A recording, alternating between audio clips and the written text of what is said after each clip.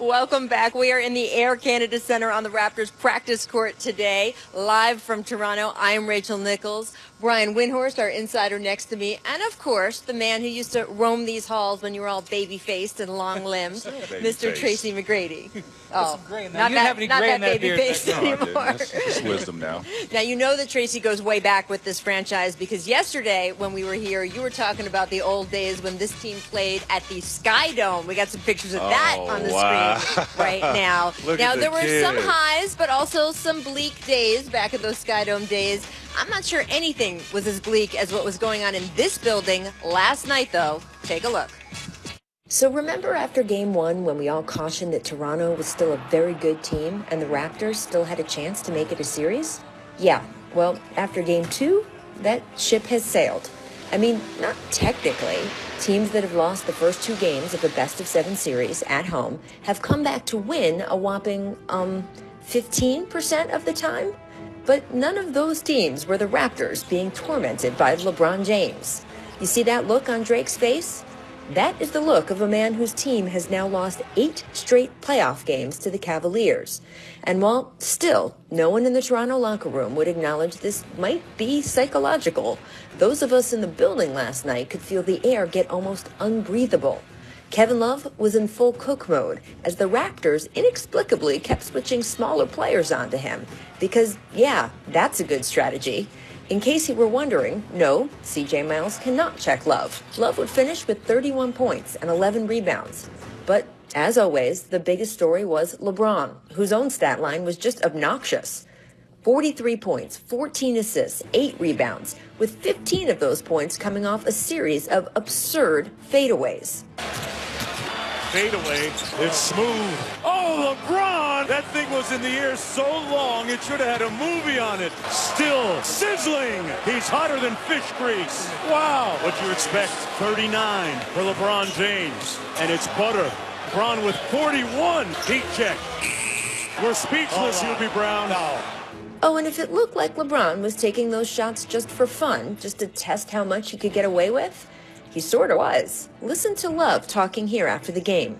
There's certain times, I would say, seeing Bron in shoot-arounds or, seeing him in his preparation where he's going to have a big night. And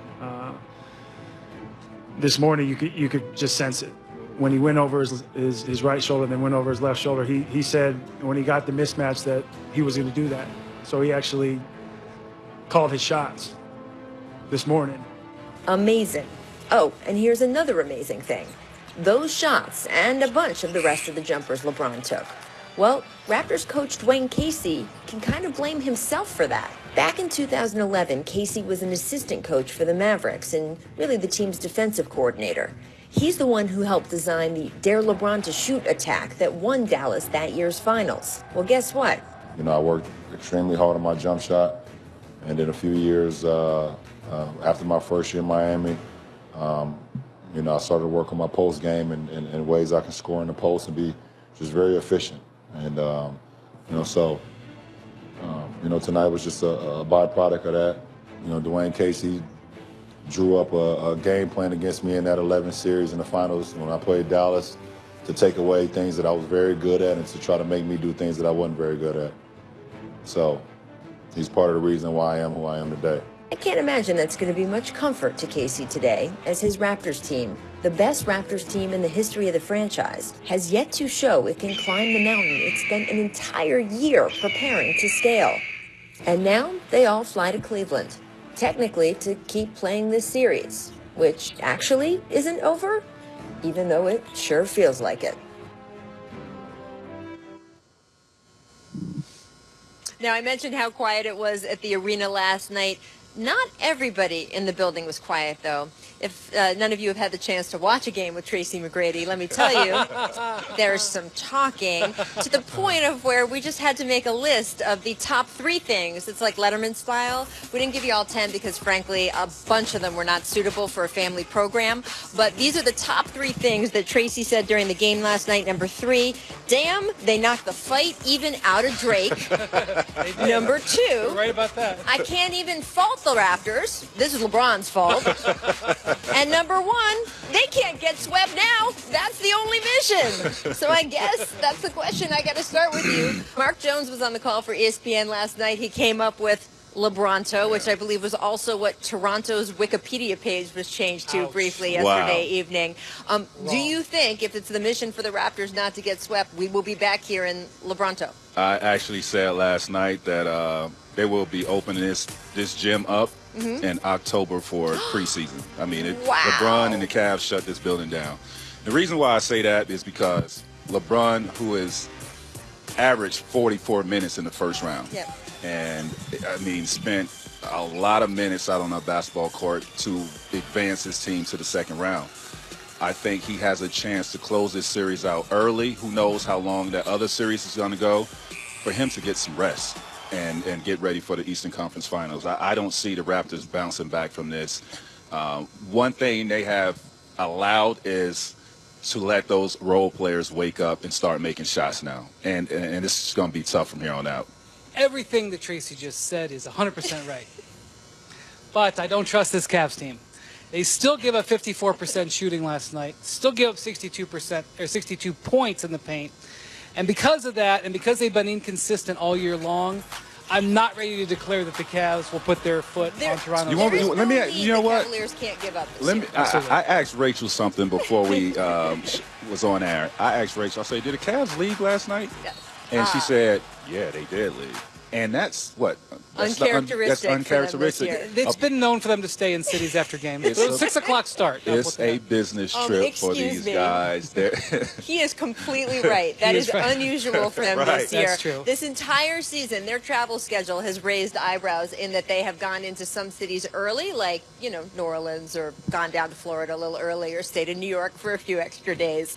And Toronto is one of those. What are you talking about? Why? Because they went on a mid-season trip to Napa? You're saying they had a relaxed travel schedule? That their schedule has been, you know, they've taken advantage of the greater North American continent, and that it did actually catch my attention, as well as Tracy's, obviously, that they took a flight out of here last night.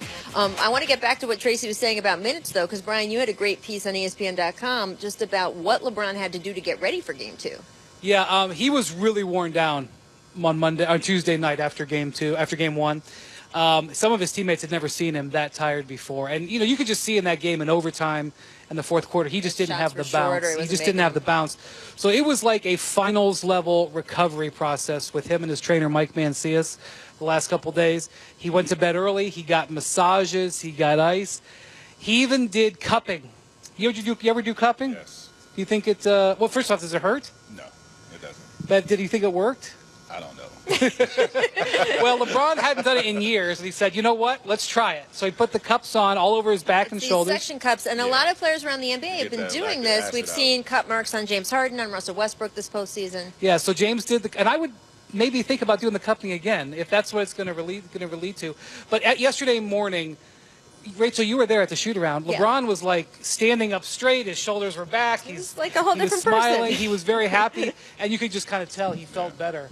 But you're right. I mean, that's a big issue that they have got to they've got to start thinking about reducing minutes. Even last night, as great as that game was, he still played 40 minutes. Well, so that's something they got to think about. Do you know what would also help him out? You know, other players on the team playing well, and we have finally started to see that this series. Kevin Love, in particular, just had such a rebound game last night. He had 31 points, 11 boards. Tracy, what did you see about the way he was able to finally put the ball through the hoop? I think that small lineup really helped him out. And I think what got him going is he was in the post. He got some easy looks at the basket. He was very aggressive right away, and I think that opened up his jump shot. You could see the aggressiveness. And I think what the Cavs did last night, they did a great job of having ball movement. And the ball found Kevin Love, and he was knocking down shots. LeBron gave a little bit of a hint to the game plan yesterday pregame when he said, we've got to take care of Kevin. We've got to do some things for him. And Ty Lue and the coaching staff did something in the film study where they noticed that on a certain set of plays that the Raptors would switch defenders. Right. And Kevin has gotten used to playing against such bigger guys. So they just started running those plays. They started running plays that they knew they would force a switch. Next thing you know, Kevin is getting smaller defenders. Mm-hmm. He's like, I'm free again. I don't have to go up against a 7-footer. And he got easy baskets, and you could just see the stress melt away from him. And he needed that game so badly. And it was built in the game plan. And look, they put game plan stuff in for him all the time early in the games. It doesn't always work. In this case, they found something that worked, and then they stuck with it. And that was a big change up in this game. But I was I couldn't understand, especially as the second half wore on, and you heard me mention at the top of the show, C.J. Miles is not going to work against Kevin Love. How come Dwayne Casey isn't then making the counter adjustment? I said this last night. The Raptors, Dwayne Casey made an adjustment to the Cavs instead of having the Cavs adjust to them. You can't take Valanciunas out. I mean, he's a big body. You got to keep him in there. At least he can neutralize Kevin Love a little bit on the defensive end. Offensively, Kevin Love was just going work because they were switching. He had smaller guys on him. Now, he can't do Valanciunas like that. And Valanciunas on the other end has an advantage as well, possibly get him in foul trouble. I just thought him taking him out did them a disservice, really. If the Cavs could have gotten away with skipping up and down the court when the Raptors went small, they would have. They were so happy and so comfortable. It was like the inverse of the Pacers series. The Pacers sometimes played 2 or 3 bigs at a time. They were so rough on the Cavs. Remember they were picking up their guards 90 feet all the way down the court. Last night the Cavs were so comfortable. Where's Serge Ibaka? He played 12 he's had a lot of trouble since Serge his first Ibaka's game. name is getting besmirked on these streets here in Toronto. There's some words being said today. Serge Ibaka is making $20 million each of the next 2 years. I'm going to leave you with that thought. I'm also going to leave you with the fact that Ben Simmons had 1 point, in last night's game versus the Celtics. We will talk about that after this break. But first, I want to give you our distant replay, people. This is 1999. Pretty Ricky Davis. Take a look. Coleman over Geiger. Davis soaring. Wow, look at that. Woo! That was out of the pages of Iverson. It was out of the pages of Davis Irving and Michael Jordan. Absolutely.